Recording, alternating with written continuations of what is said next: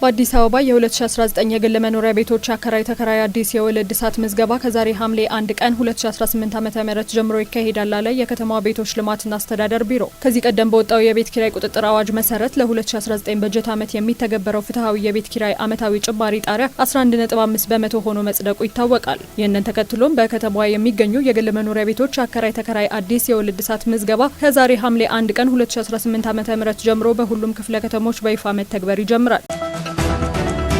ኢትዮጵያ ከፍተኛ የውጭ ምንዛሬ የሚያስወጡ ምርቶችን በሀገር ውስጥ ምርት ለመተካት የያዘችው አቅጣጫ ተጨባጭ ውጤት እያመጣ ነው አሉ ምሁራን። የዘርፉ ምሁራን መንግስት ከውጭ የሚገቡ ምርቶችን በሀገር ውስጥ ለመተካት ያስቀመጠው አቅጣጫ ተጨባጭ ውጤት እያመጣ እንደሆነ አንስተዋል። አዳዲስ የኢንዱስትሪ ፓርኮች መገንባታቸውና የማምረት አቅማቸው በየጊዜው እንዲያድግ በተደረገው ጥረት በኢትዮጵያ ታሪክ ከፍተኛ የሆነ የውጭ ምንዛሬ ማዳን ተችሏል ነው ያሉት።